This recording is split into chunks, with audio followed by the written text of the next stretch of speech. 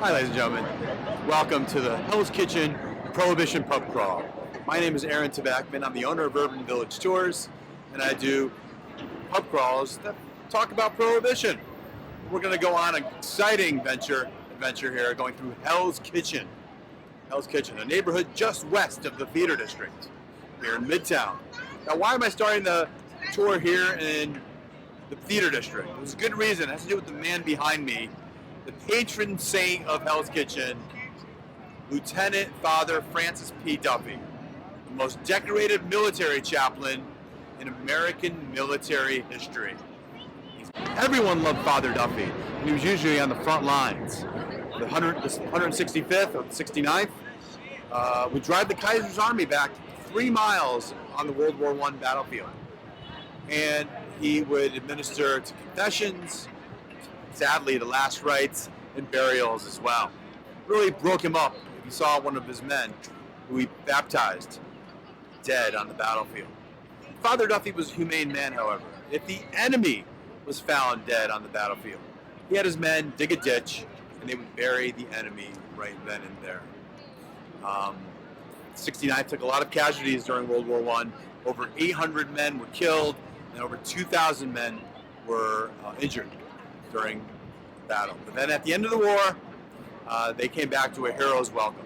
He would be reassigned here to Hell's Kitchen and serve as the head pastor of Holy Cross Church on West 42nd Street.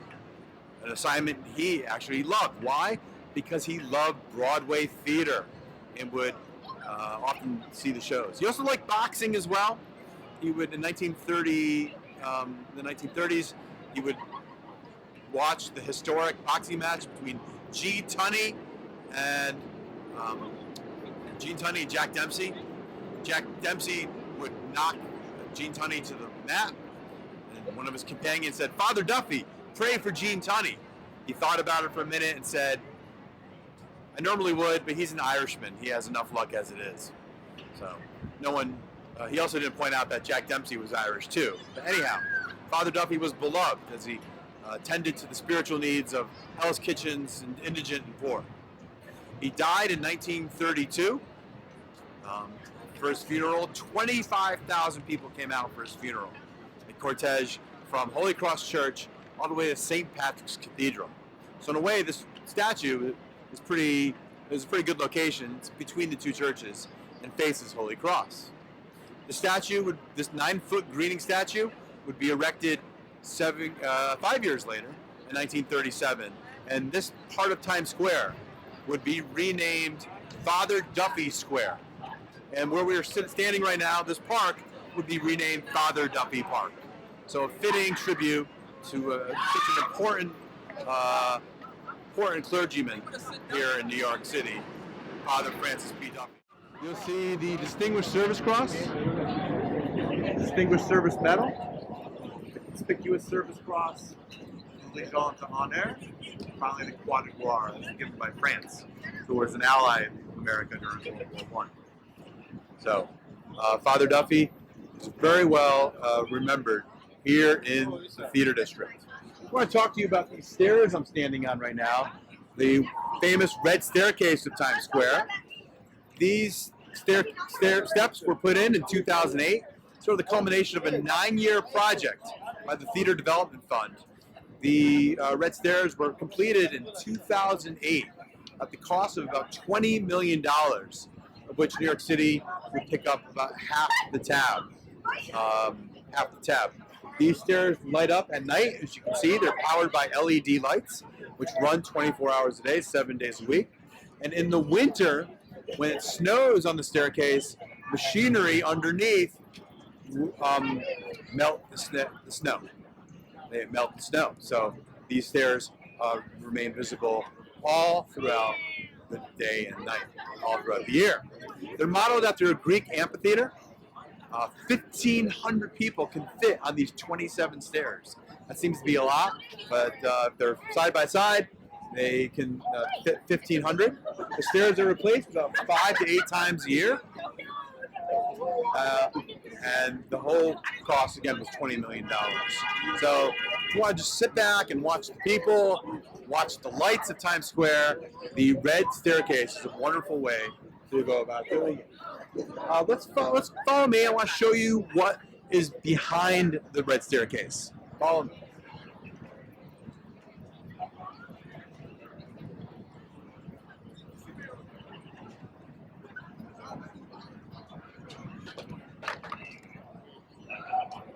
I'm going to show you the machinery that actually powers the red lights throughout the day.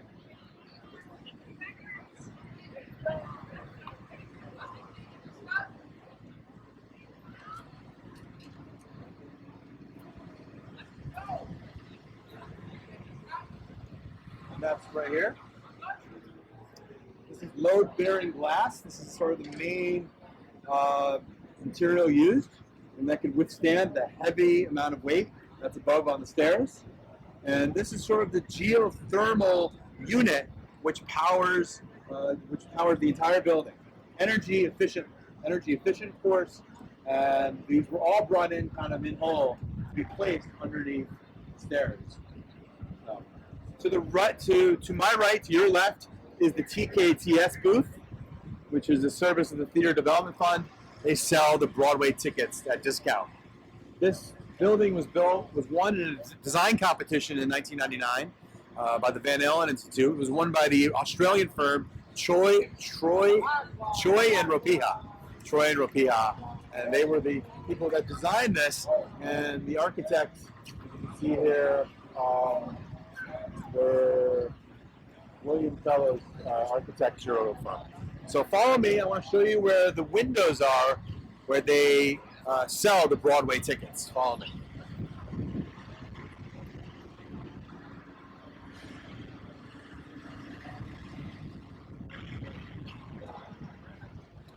There are 12 windows that sell discount Broadway tickets. Well, discounts are from anywhere from 20% to 50% off. You're not going to get the most popular show, Hamilton, at that rate, but you might get one of the other shows. And there are 4 TKTS booths across New York City. One downtown at the Seaport, another at the World Trade Center site, and there's a Brooklyn location as well at Metrotech in downtown Brooklyn. And collectively, they sell about 12 to 15% of all the Broadway shows throughout the year, which equals about $2 million of tickets. So pretty significant. And hopefully, after the COVID crisis, that we can get Broadway theater back up and running again. So that's a little bit about this famous TKTS booth. But this is the Hell's Kitchen tour. So we're going to make our way west to Hell's Kitchen. So follow me, and we're going to head to the neighborhood I'm going to talk more about extensively. Follow me.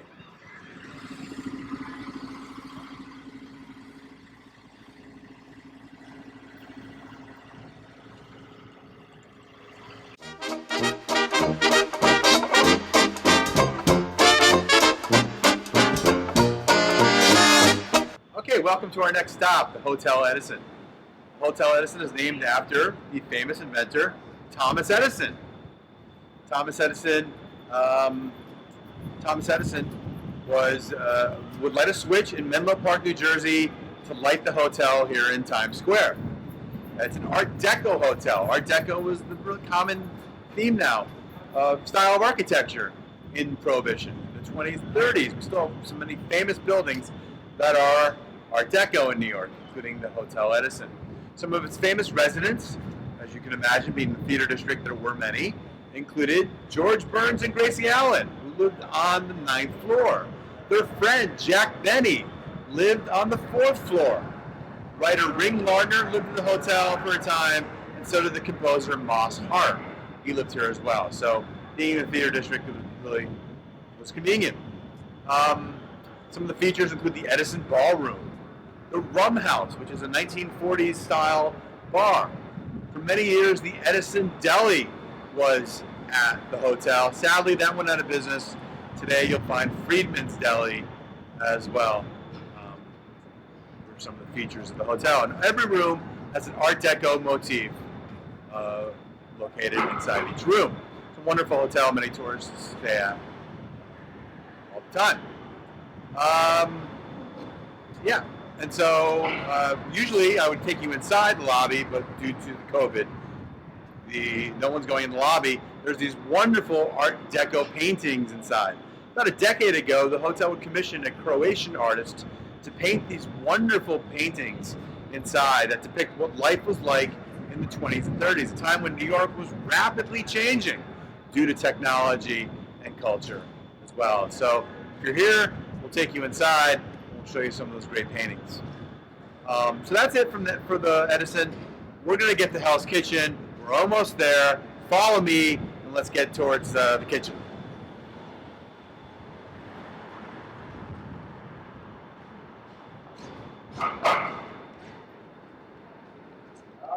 We have reached Hell's Kitchen. We are on the west side of 8th Avenue at 46th Street. We are on the eastern border of Hell's Kitchen on Restaurant Row. Hell's Kitchen, for those of you who don't know, is a large neighborhood. It extends from 8th Avenue all the way to the Hudson River, which is 12th Avenue, from 34th Street all the way to 59th Street. There's no official boundaries, but those are the general accepted boundaries of Hell's Kitchen.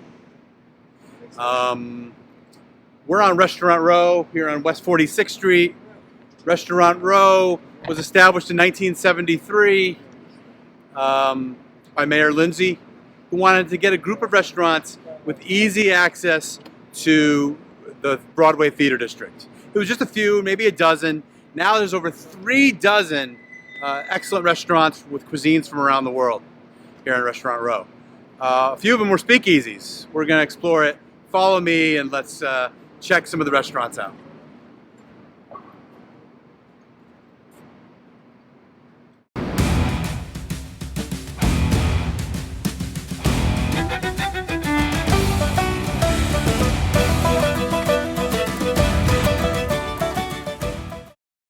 I'd like to talk about. It's Barbetta. Barbetta is a very famous restaurant here in New York. It happens to be the oldest family-owned restaurant in all of New York City, dating back to 1892. Still open today. As a matter of fact, they have a brass cash register inside, which dates back to 1912, still in use today. And above me, you'll see a fluorescent incandescent sign, vertical, the last of its kind. This was a forerunner to neon, and they still use the sign today. Very famous. Many celebrities have dined at Barbetta, including the Rolling Stones. Mick Jagger loved this place in the 1970s. Andy Warhol dined here as well. And the Clintons, the Clinton family, have eaten here quite a bit, including President Clinton, Secretary Hillary Clinton, and Chelsea Clinton and her husband still dine at Barbetta today. So it's kind of a quaint, romantic spot that attracts the allure of many celebrities. Madonna was dining here in the 1980s. A sommelier went up to her table to try to get her autograph, and she took an espresso and threw it in his face. So that's some of the interesting tidbits. But during Prohibition, this was a speakeasy. Now in the 1920s, there was no Restaurant Row. This block was just rather residential with these elegant brownstones lining it. But you would find a lot of speakeasies in this area.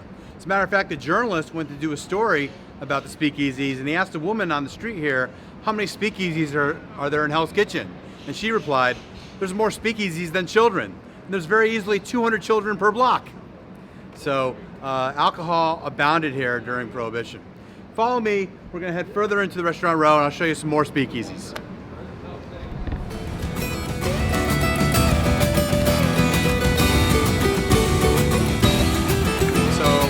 Another restaurant that was a speakeasy. It's right behind me. Today this is called Tito Murphy's. Back in the 20s it was a speakeasy. We don't know the name, however. But you can see it looks very festive with the balcony and the sort of French style adornment of the gate and so on. It was probably most well known as Danny's Sea Grand Palace in the 1980s and 90s when it was a very popular cabaret here on Restaurant Row. So those are the two speakeasies we know of. There are a lot of them on 8th Avenue and some on 9th Avenue as well, and that's where we're going next. So follow me, we're going to go to the heart of Hell's Kitchen, 9th Avenue.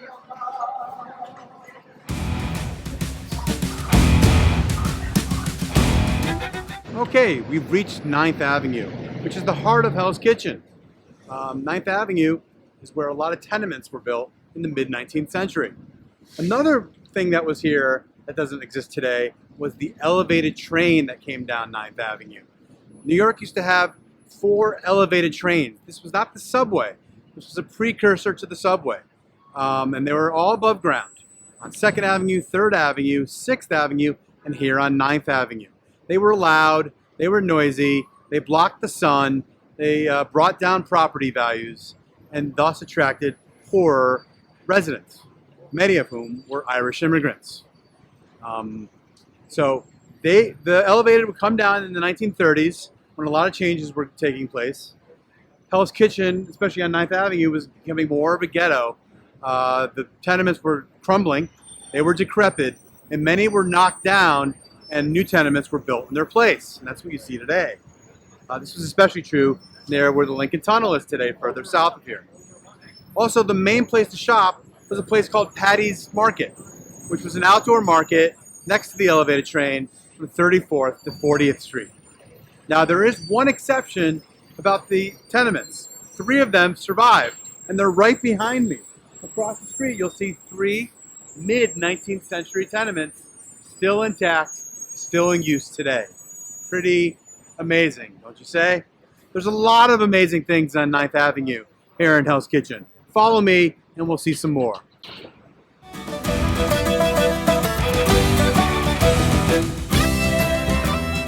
We're at 9th Avenue and 45th Street, and I just want to tell you about an incident that occurred during Prohibition in the block behind me, 45th between 8th Avenue and 9th Avenue.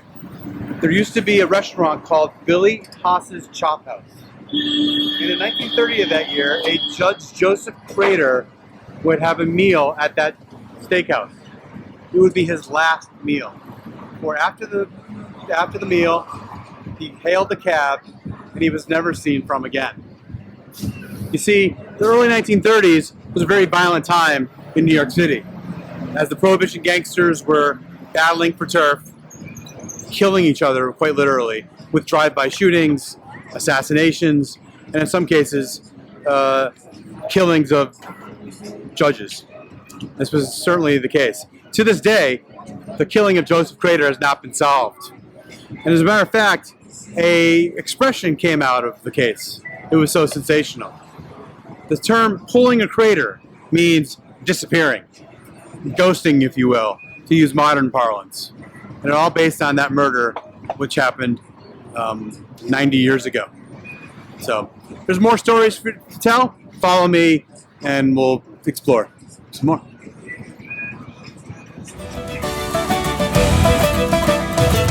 Okay, this here is my friend Paulie. He's a Greek guy who came here right off the boat and opened up a bakery right here on 9th Avenue, right in my neighborhood. He makes the best Greek pastries, the best baklava you've ever had. Let's go in and say hi to Paulie. Follow me. Paulie! Hey! My favorite Greek baker. We're here. How's it going, my man? It's going well, going well. Yeah, so I was telling them your grandfather came here off the boat. Yes, right off the Hudson River. After that, walked a few avenues up, started the business in 23, and we've been here ever since, 97 years. Amazing, amazing. Some of the best baklava I've ever had. Yes, so all by hand, even the phyllo, still making it on the tables in the back, pulling it over the tables, old school. Old school is right. Now, what's interesting about your bakery is that it's a little more than just a Greek bakery, because you got a little Austrian connection as well. Yes, Tell me about that. My parents met, they had a love affair, they fell in love. She's part Austrian Italian, and because we were making the phyllo, she started to make strudels with it on that side of the family. Oh. So it was it was perfect match, and we've been able to offer that to 9th Avenue and New York, and it's been a wonderful addition besides all the Greek pastries. Yeah, man, I tell you, I've been coming in here a lot, eating this great Greek and Austrian food. It's awesome. Tastes really good. And you can see by the pictures behind you, a lot of famous people have been inside this bakery. Yes, these through the decades they've come in, started their careers, they've been customers for life, and this side is our family and the next generation, and that's what it's been. It's been a tradition, a family fare. So if you guys are on the 9th Avenue and 44th Street, I want you to come to Poseidon Bakery. You hear? Go see Paul and he'll hook you up with some great Greek pastries. You got it. Can't wait to see you. All right, Paulie. All Good right. to see you, my man. You too. All right, Mad Dog.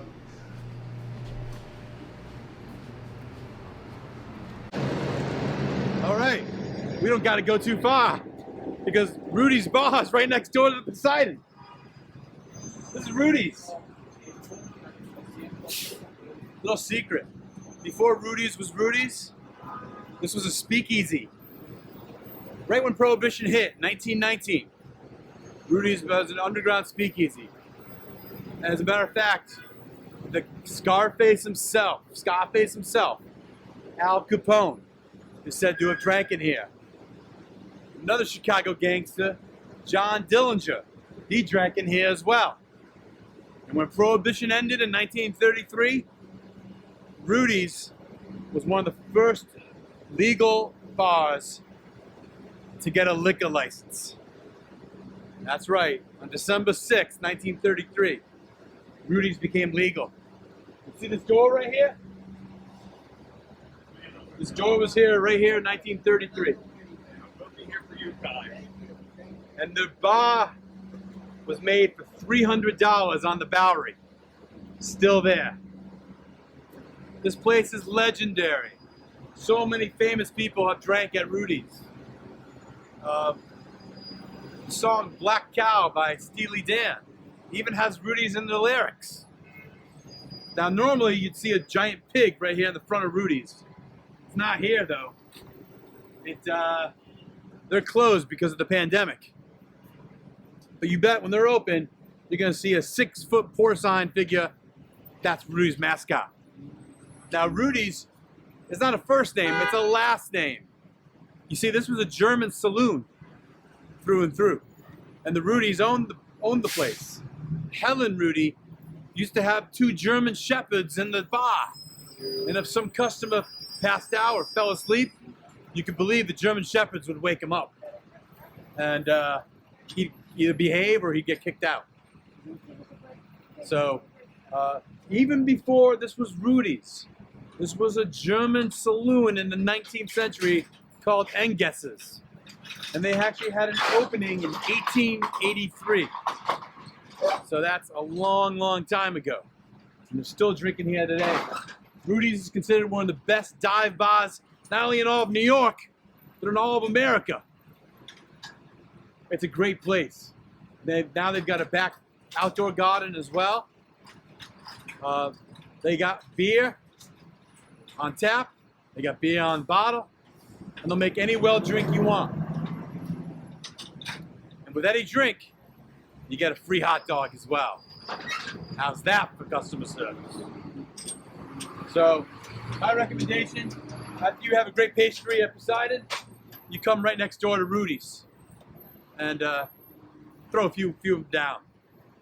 As a matter of fact, if you're at home right now and you want to get a drink, now's a good time to go to the refrigerator because we're gonna check a little bit. We're gonna check out 44th Street and Doctors Row. Follow me.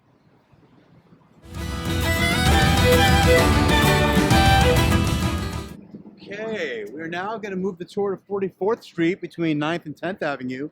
That is Doctors Row. And let me tell you a little bit about Doctors Row.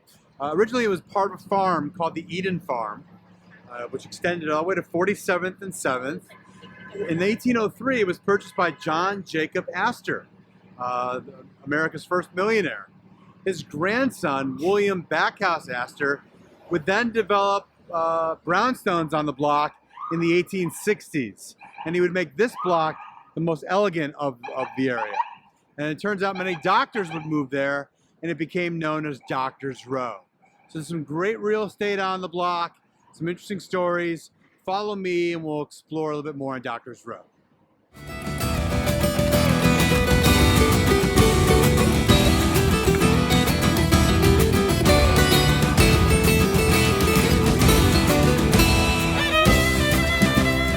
Behind me, what looks to be a church, it once was. It's a beautiful Gothic revival building built in the 1880s. It was host to a number of German congregations. and the majority of Germans in New York were Lutherans. So a number of German Lutheran churches.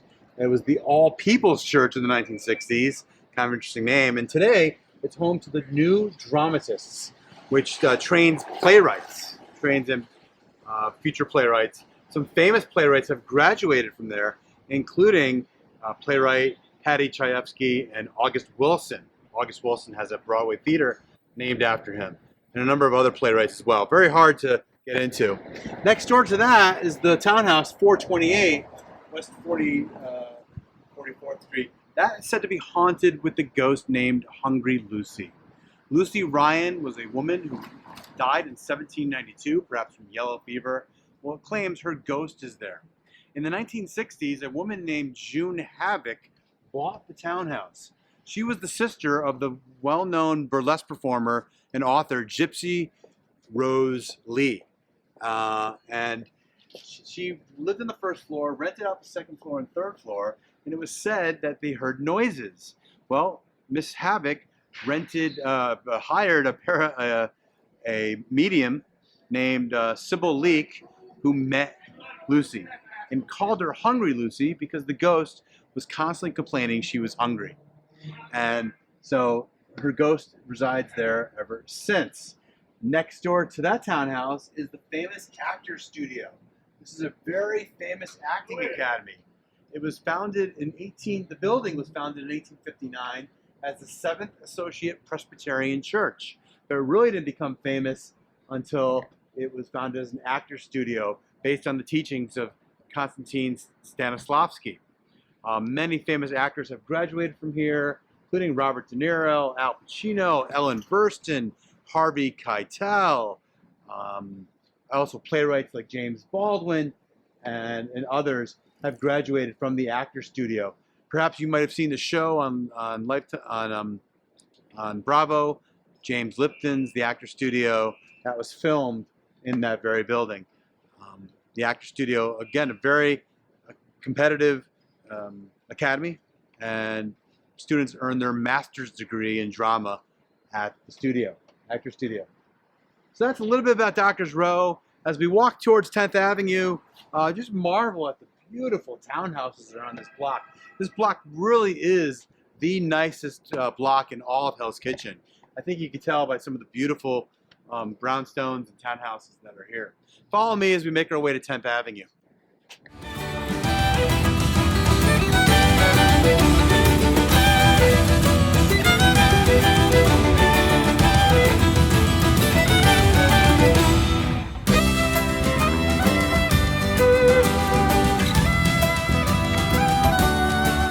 Okay, why Hell's Kitchen? Well, there's no easy answer. As a matter of fact, there's a number of competing stories as to how the neighborhood got its name. I'm going to explain them to you, starting with the least credible and making my way to the more credible attributions. So here it goes. First of all, there was a tenement on West 54th Street called the Hell's Kitchen. Did the neighborhood get its name from that? Probably not. The genesis of Hell's Kitchen really began south of where we are on West 38th Street and West 39th Street, where a rookery was. I'll go into that later. To borrow a neighborhood name from a tenement 15 blocks north of there seems a little far-fetched. Second, there was a neighborhood in London, apparently, a depraved and violent neighborhood called Hell's Kitchen in London. Is that a reason? Maybe. New York does borrow things from London and vice versa, but it seems pretty far-fetched as well, taking a neighborhood name from so far away, an ocean away. Third, there was a restaurant called Heil's Kitchen, a German restaurant. Remember, this was a German neighborhood when we were at Rudy's? Well, that was on 9th Avenue, I believe. And one night, the sign was broken, so the Heil looked like hell. And perhaps people riding the 9th Avenue elevated saw it, and they started calling it Hell's Kitchen for that very reason. It was a restaurant. Is that the reason? Maybe. Again, a little far-fetched. Fourth reason.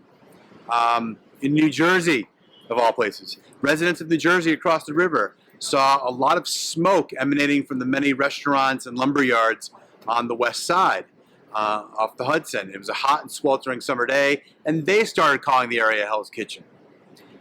Okay, possibly, but probably it was already invented by that point, and it just kind of spread to New Jersey. So, here are the more credible reasons of how the neighborhood got its name. In September of 1881, September 22nd, a veteran police officer nicknamed Dutch Fred was patrolling the neighborhood along with a rookie cop on a hot summer day. The rookie cop would turn to Dutch Fred when a violent riot took place and said, "This place is hell itself." In which point Dutch Fred would respond, "Hell is a mild climate. This is Hell's Kitchen, no less." Well, that is perhaps how the neighborhood got its name.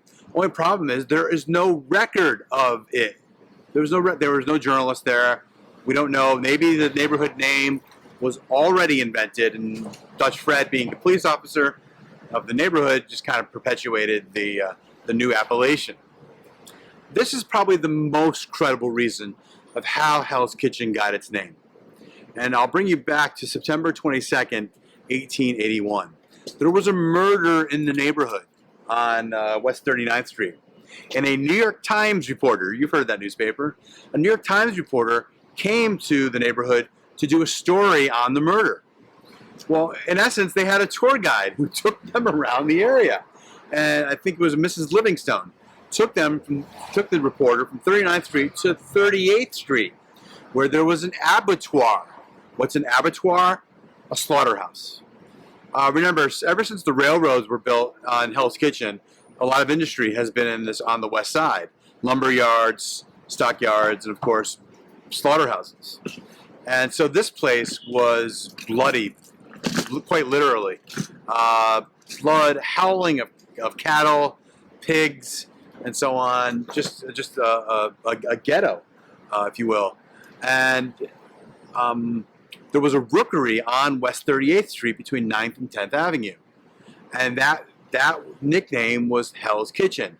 It was where thieves, prostitutes, and other depraved people lived. It was almost, think of it as a little shack on top of an outcropping of rock. And that was called the Hell's Kitchen. And the New York Times reported on that on September 22nd, 1881. And from there, of course, its readers would see the name Hell's Kitchen to describe an area formerly known as Bloomingdale. Like the department store. This place was called Bloomingdale before that. And then the name sort of just took off virally, like you see today. And that's how we got the name Hell's Kitchen. Now, this area is also known as Clinton by some. Clinton, named for DeWitt Clinton, who was basically very instrumental in getting the very important Erie Canal started. In the 1950s, it was a more conservative time. They didn't like the term Hell's Kitchen to describe a neighborhood, so they use Clinton. Today, both the names Clinton and Hell's Kitchen are used almost interchangeably, even by the government, the local government as well. They'll employ Clinton, but us New Yorkers, we know it as Hell's Kitchen. And it probably goes all the way back to the days in the 19th century when in the West 38th Street between 9th and 10th was a very depraved area filled with lots of blood and slaughterhouses and so on. And of course, the abattoir, which would be the genesis of Hell's Kitchen. All right, we're going to make our way to 10th Avenue. I'm going to talk to you more about the railroads. Follow me.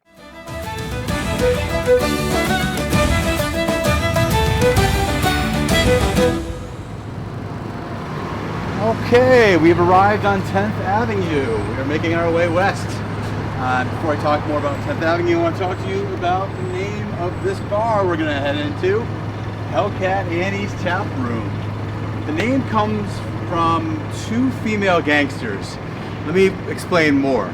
There's Hellcat Maggie and Battle Annie. Hellcat Maggie was a 19th century gangster from the Seaport District. She is depicted in the book and movie The Gangs of New York. Hellcat Maggie was violent and ruthless and also tended bar. She had long brass fingernails and sharp, deadly teeth. And she could, inflict quite a bit of damage on her opponents. She did. She's depicted in the movie. Check it out. There's also Battle Annie. And Battle Annie refers to a more 20th century gangster known as Battle Annie Walsh. She was a member of the Lady Gophers.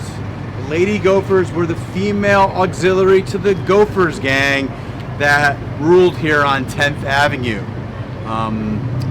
The Gophers basically were young hoodlums who robbed the trains on 10th and 11th Avenue. Now, Battle Annie led a female auxiliary as many as 500 women. She was known as the top brick hurler in New York.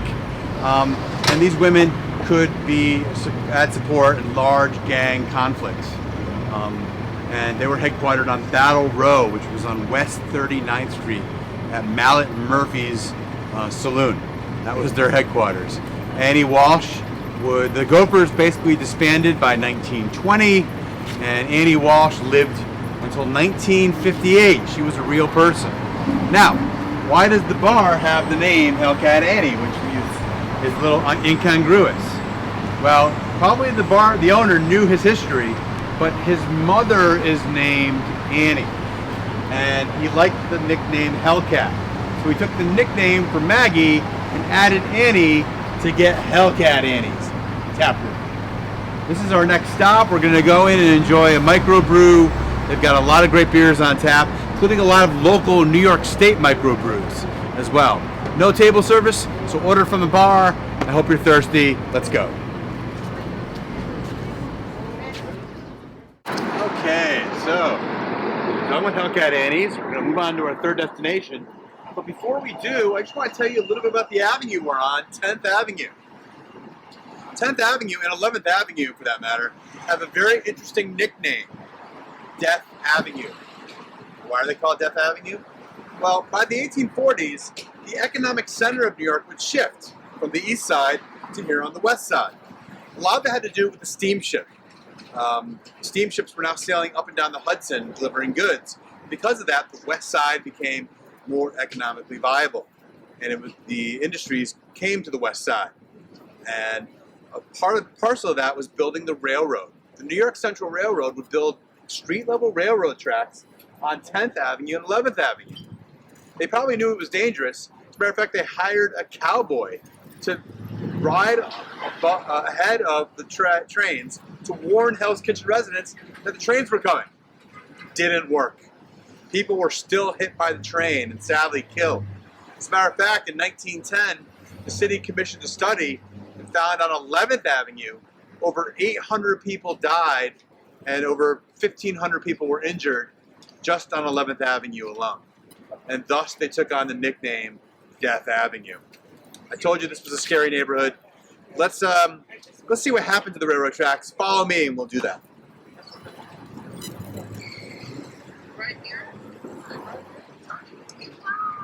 The city didn't tolerate it, and by the 1920s, they started dismantling a lot of the railroad crossings.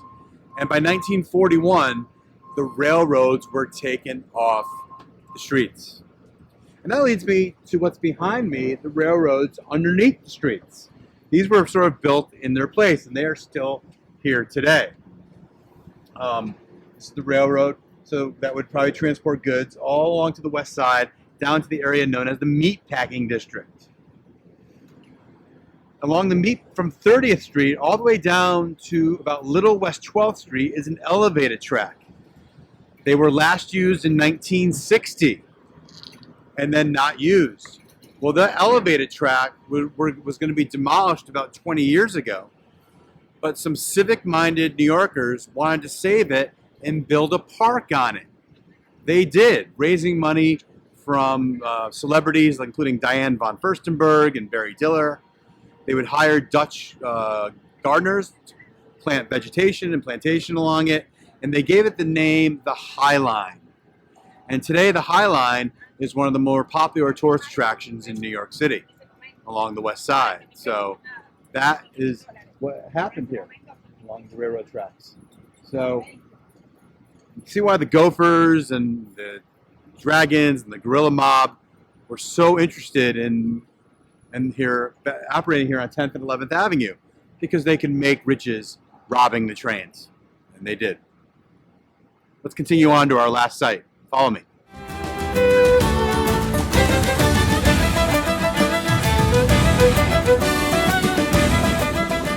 Okay, just gonna stand in front of this building right here. This is a beautiful Romanesque warehouse built in 1910. Former warehouse for Acker Wines, actually Acker, Merrill, and Condit, who are, I believe, the largest wine merchants in all of America today. Very prominent wine merchants who are still in business today, known as Acker Wines. Check them out.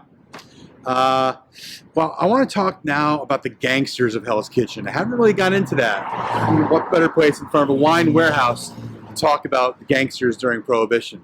When we talk about gangsters of Hell's Kitchen and Prohibition, the name you got to begin with is Big Bill Dwyer. Who was he? He was born Irish family on 10th Avenue. He worked as a dock walloper, stevedore, longshoreman, what have you. He saw the ships coming in and out of the docks on the Hudson every day. And so when Prohibition came around, he was the one who realized a lot of money could be made bootlegging. Basically, Big Bill had a simple plan. He would meet rum runners in the middle of the night with trucks and load those trucks with a lot of liquor, probably $10,000, $15,000 worth of liquor in the 1920s money, and bring them to warehouses like this, where they would be held. From here, they would go to the speakeasies favorable to him. Good plan, but wasn't enough. Big Bill didn't have muscle. You see, he was just a kind of a bespectacled, ruddy, average-sized guy. He didn't have the muscle that you needed to protect his shipments, his trucks. And so this is where a man named Oni Madden comes in. Very famous gangster.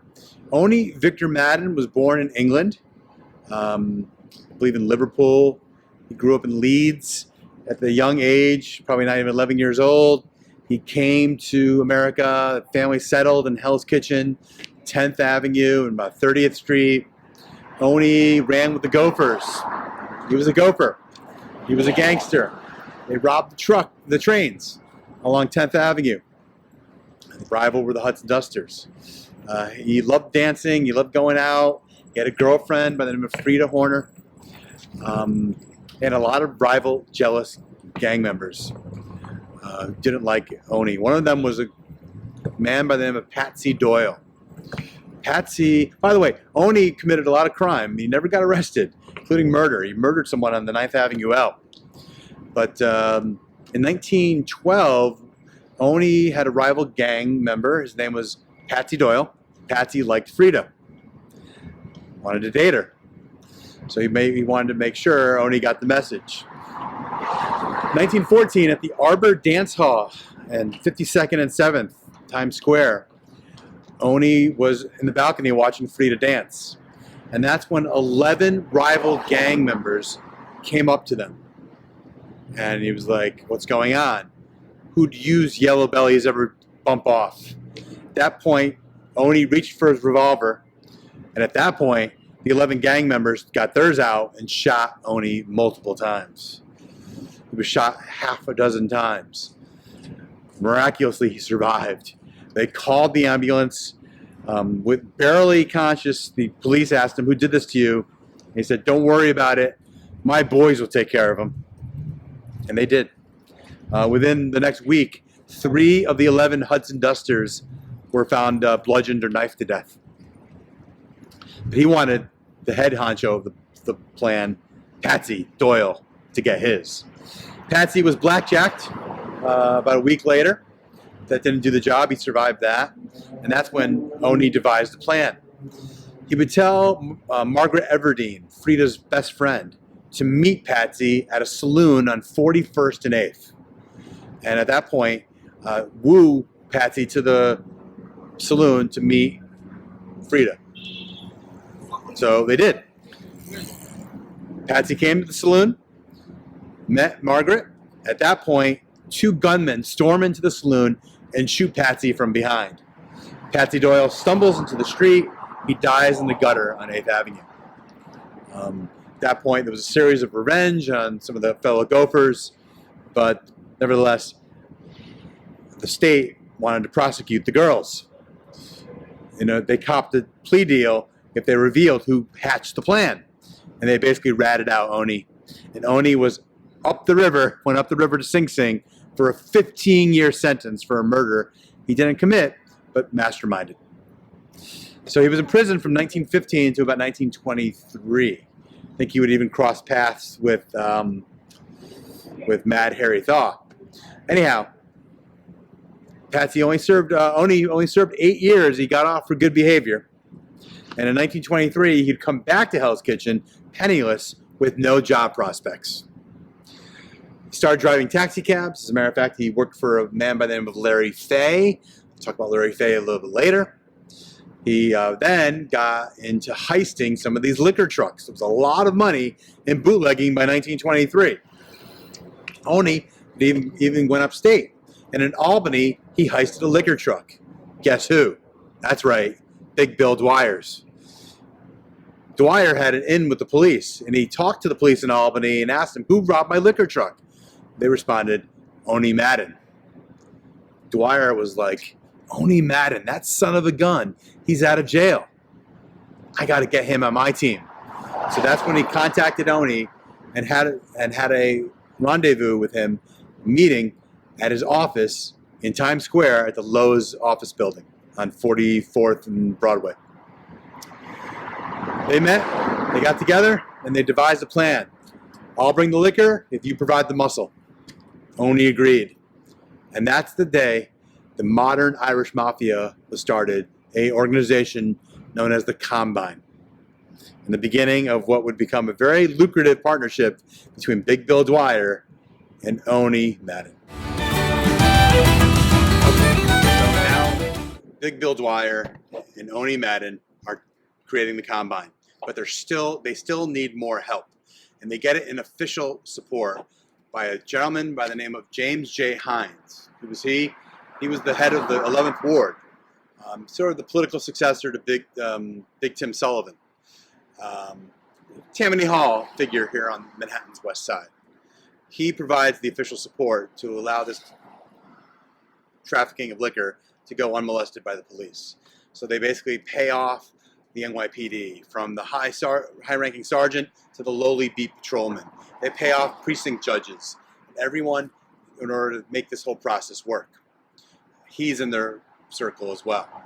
And so now they're basically controlling much of the whole process, from the rum runners to the warehouses, and they even get into the speakeasy business as well.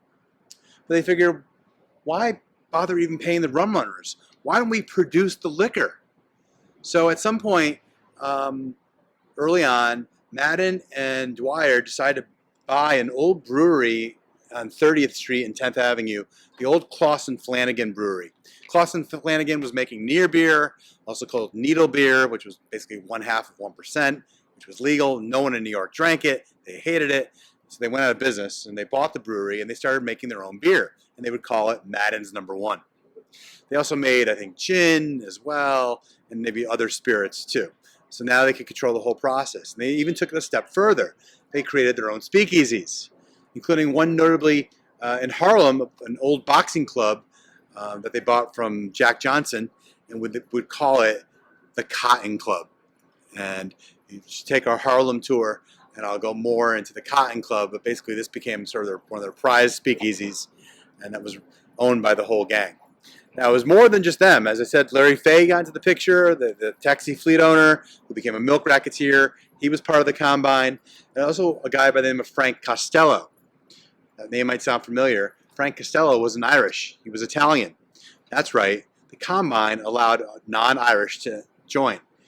They figured we would be small if we just stayed Irish. We better expand our boundaries and allow other non-Irish to come in. As a matter of fact, Arnold Rothstein funded the Combine as well, and he, of course, was a notorious Jewish gangster, too. So it was more than just the Irish. There was also Vanny Higgins, an Irish gangster from Brooklyn, who supplied a lot of support from Long Island, including speedboats. He even had an airplane as well, and they could take the airplane up and surveil to make sure the Coast Guard wasn't guarding the harbor or the Hudson, to allow the rum runners to sail into the docks at night. So that was key as well. Also, a guy by the name of Broadway Bill Duffy was involved, and he became a big boxing promoter after Prohibition. And then finally, a guy by the name of George Big Frenchy Dumaine, who was really tight with Owney Madden, sort of Owney Madden's right-hand man. He was very key in this whole equation as well. So this is basically the beginnings of the Irish Mafia. They controlled the whole process, the horizontal integration from the water to the warehouse to the speakeasy to the liquor production. They owned it all. And that made Madden quite a bit of money. He became extraordinarily wealthy, bought a lot of real estate, and became sort of a gentleman gangster, if you will. And I'm going to tell you how it all ends. Next, follow me, and we'll head to our final destination. Let's go.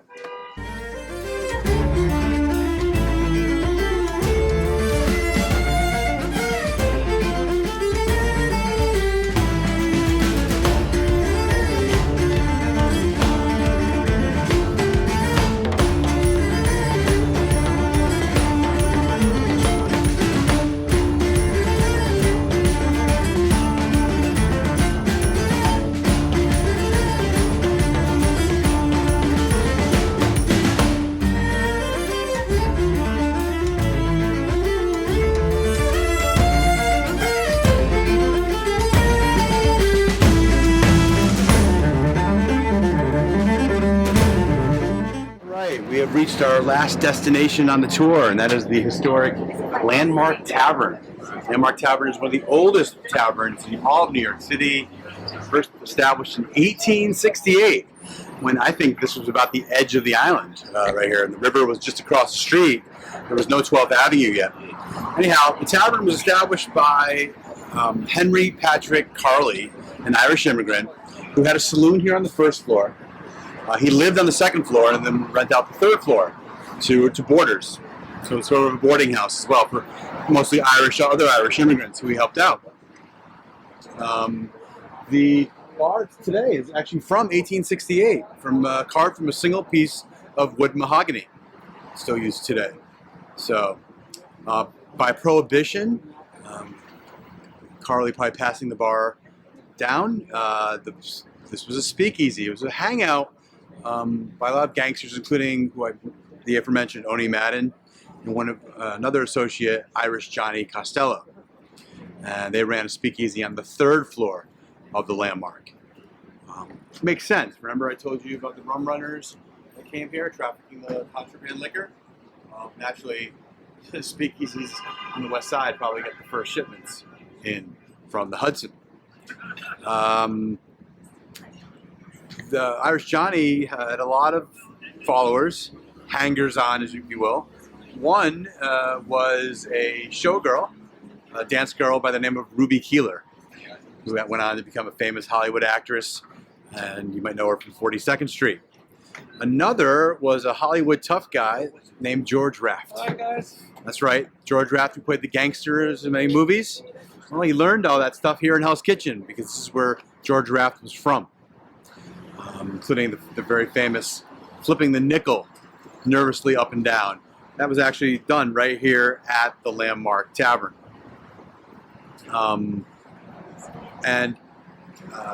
George Raft was actually friends with Owney Madden, so he learned a lot about how to be a gangster just from real life experience. Now, Raft never admitted to this until later in life. He didn't want his Hollywood career to be spoiled in any such way.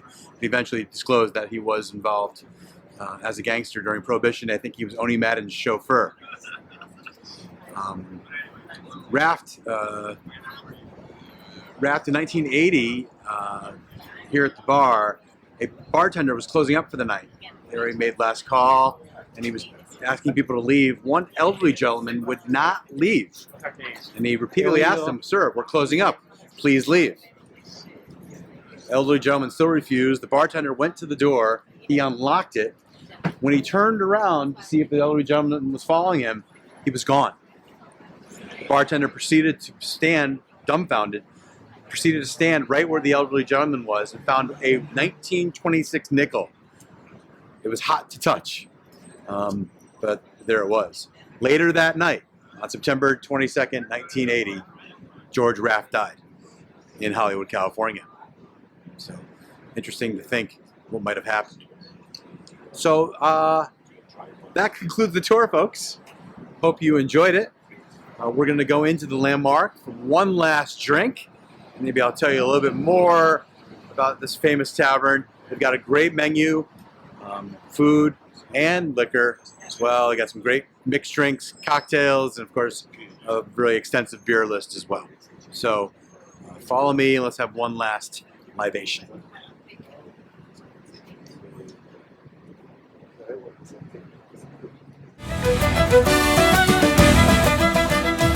Okay, ladies and gentlemen, we've reached the end.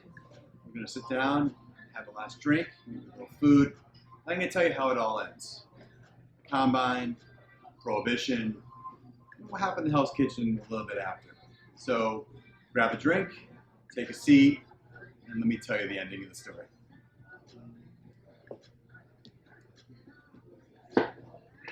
Okay, so how does our story end?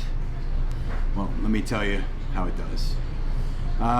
The Combine would continue on. They did very well. Big Bill went to jail. Actually, in 1925, he was arrested for bootlegging. He spent a year in prison. At that point, the Italian gangster, Frank Costello, took over, interestingly enough, for about a year. But then at that point, Oni was really, ascending to becoming the top bootlegger in New York City. By 1928, Arnold Rothstein was killed, so they kind of lost their largest patron, if you will. But by that time, Oni was certainly a millionaire and owning a lot of property. He bought a hotel in 1928. He dated Mae West, movie actress, even funded some of her plays as well. And he was really the toast of the town, certainly by 1929. Things got pretty violent by the 1930s. As a matter of fact, by 1931, enter into the picture a guy by the name of Vincent Cole. Vincent Mad Dog Cole. He was a young, brash Irish American, basically from the Bronx. Got the nickname Mad Dog because he literally was mad. Very violent, tormented childhood. Ran with the wrong crowd. Kind of ran with Dutch Schultz. Didn't really like Dutch Schultz so much. Kind of formed his own gang, and that's when really all hell broke loose in New York City. Mad Dog Cole tried to really take over Madden and Schultz's territory. See, Madden and Schultz got along. They were rivals, but they kind of respected each other. This is Dutch Schultz from the Bronx, who ran the policy racket in New York and kind of also supplied a lot of the speakeasies with liquor. But Oni and Dutch respected each other. Mad Dog Cole, their young brash guy, kind of encroached on their territory with his gang. And it kind of all hell broke loose. There was a lot of violence throughout the city, especially in 1931. And in that same year, Mad Dog Cole, he kind of popularized drive-by shootings. And one intended for an Italian gangster in East Harlem, then Italian Harlem, turned really tragic when he sprayed a schoolyard with bullets intended for one gangster and accidentally shot two children, killing one of them, a 9-year-old boy. This made the front page news and gave the underground a really bad name. Oni and Dutch were panicky. They didn't want so much attention brought to their underground criminal activity that they met at a hotel in Times Square and devised a scheme to off Mad Dog. They hired hitmen, putting bounty on Mad Dog. By the way, Cole had kidnapped earlier in the decade Big Frenchy DeMaine, George Big Frenchy DeMaine, and Oni had to pony up thousands of dollars to get Big Frenchy back. That's how brazen Cole was. Cole was gonna kidnap Madden. Never turned out to be that way. Anyhow, they hired hitmen, and on February 8th, 1932, they found out that Mad Dog was making a phone call in a Chelsea pharmacy. And basically the hitmen went in, told everyone to scram. They brandished their rifles or machine guns, Thompson submachine guns. Even the bodyguard that Mad Dog had left. So here he is in a pharmacy in a phone booth talking, and the hitmen fired away, killing Mad Dog instantly. Vincent Mad Dog Cole was dead at the age of 23. Also that same year, Oni went to jail. You see, Oni was still on parole from the murder of Patsy Doyle.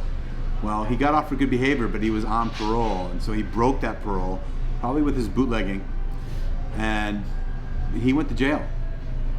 And after he served about a year in prison, and when he got out of prison, Oni was told to leave Dodge. That's right. It was kind of Old West justice. Mad Dog was told to leave New York City for good, and he did leave New York City for good, retiring to Hot Springs, Arkansas, a haven for organized crime. As a matter of fact, Lucky Luciano would spend some time in Hot Springs as well.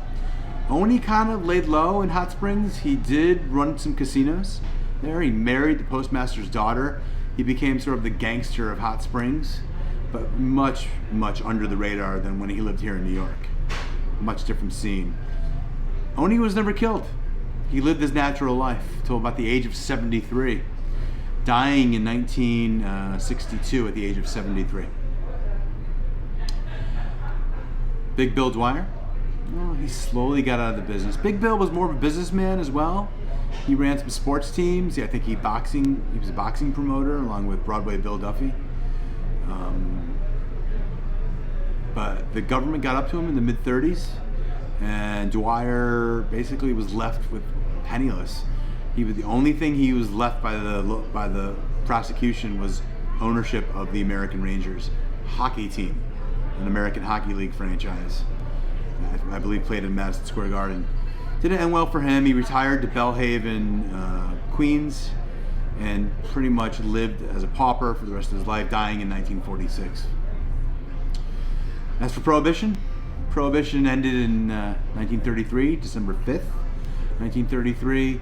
Quite a big change for Hell's Kitchen. Hell's Kitchen went through some tough times economically. The neighborhood changed quite a bit. The bars reopened, like Landmark, legally. A few interesting tidbits from the end of Prohibition. Alcohol was scarce. There was no whiskey. The American whiskey supply was depleted, and that's why Canadian whiskey made inroads. Seagram's became quite popular, same thing with Canadian Club, because there was no American whiskey supply. Also, the liquor was put in the cabinets with chicken wire surrounding it. Why that? Because liquor was scarce, people were poor, and they were worried people would steal the liquor. It was the Depression. And the term bar and grill comes from this phenomena. Also, the bar stools, those things you sit at the bar, well, they weren't around during Prohibition and before. That was a new thing to control drunks. Drunks, they didn't want people to get out of hand with alcohol, now legal. So they wanted people to sit at the bar, and that was the advent of the bar stool. Funny known fact. So Hell's Kitchen would change. As I told you earlier, the elevators would be knocked down. Lincoln Tunnel would eventually be built. The Holland Tunnel was already built. And many of the tenements would be rebuilt as well. And Hell's Kitchen the gangs would eventually be gone as well. And there would be law and order in Hell's Kitchen. And that's the end of our story, folks. And here we are today. All these years later, and people are still drinking, having a good time, and enjoying a neighborhood free of gangsters and still drinking. So that's the tour, folks. I hope you enjoyed it. It's been a real pleasure bringing you throughout really an amazing neighborhood, Hell's Kitchen. If you enjoyed this tour, I urge you to go on my website, urbanvillagetours.com. I got 8 other tours to different neighborhoods of New York, all talking about Prohibition and then some. And feel free to hashtag this on social media as well, Urban Village Tours or Prohibition Pub Crawl. And finally, you'll find me on my YouTube channel as well. Subscribe to Urban Village Tours on YouTube. Been a pleasure serving you today, and here's looking at you. Cheers.